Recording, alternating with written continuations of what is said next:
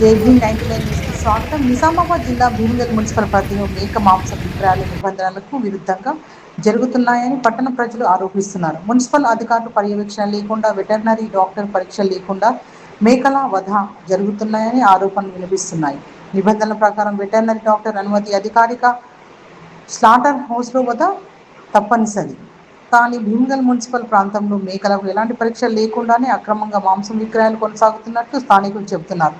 వైద్య పరీక్షలు చేయని మేక మాంసం తినడం వల్ల ప్రజా ఆరోగ్యం ప్రమాదంలో పడే అవకాశం ఉన్నందున అధికారులు వెంటనే చర్యలు తీసుకోవాలని, ప్రజల ఆరోగ్యాలు కాపాడాలని భీమగల్ పట్టణ ప్రజలు కోరుతున్నారు. నా పేరు దయా ప్రవీణ్ కుమార్. భీమగల్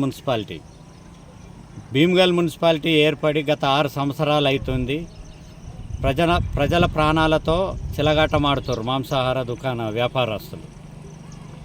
ఇక్కడ శానిటరీ ఆఫీసరు, వెటర్నరీ డాక్టర్ లేక ఏ మాంసాహారం కోస్తుండ్రో తెలియకుంటున్నది. ఆ వారి పర్యవేక్షణలో మాంస విక్రయాలు మంచి నాణ్యమైన మాంసాహారం ప్రజలకు అందించాలని కోరుచున్నాం. ఇకనైనా కమిషనర్ గారు చర్య తీసుకోవాలా, నాణ్యమైన మాంసాహారం ప్రజలకు అందించాలని కోరుచున్నాం. నా పేరు తుకాజీ నాయక్, ఎక్స్ఎంపీపీ భీమగల్. ఇక్కడ మున్సిపల్ ఏర్పడి 5 సంవత్సరాలు అవుతున్నప్పటికీ మున్సిపల్ అధికారులు కానీ, వెటర్నరీ డాక్టర్ కానీ ఈ మటన్ షాపుల పైన వాళ్ళ ఎంక్వైరీ చేయడం లేదు. వాళ్ళ ఎసుంటి మేకలు కోస్తున్నారో, వాళ్ళు ఏం చేస్తున్నారో ఇష్టానుసారంగా ప్రజల ప్రాణాలతో చెలగాటమాడుతున్నారు. వాళ్ళకు వాస్తవంగా ఏంటంటే వెటర్నరీ డాక్టర్, మున్సిపల్ కమిషనర్ వాళ్ళు ఐడెంటిఫై చేయాల మేకలను ఈ ఆరోగ్యంగా ఉన్నాయా లేవా, ఆరోగ్యంగా ఉన్న దానికి వాళ్ళకి పర్మిషన్ ఇవ్వాలా కోసుకోమని. కానీ ఇక్కడ అలా జరుగుతలేదు. ఏ రోజు కూడా ఆ షాపులను పరీక్షించిన పాపన పోలేదు.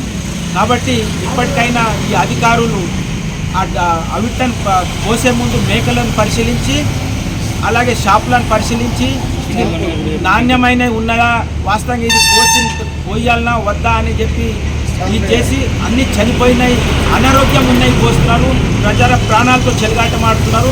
కాబట్టి అధికారులు ఇప్పటికైనా స్పందించి నాణ్యమైన మటన్ను అందించాలా, ప్రజల ప్రాణాలు కాపాడాలని చెప్పి నేను మనస్ఫూర్తి కోరుతున్నాను.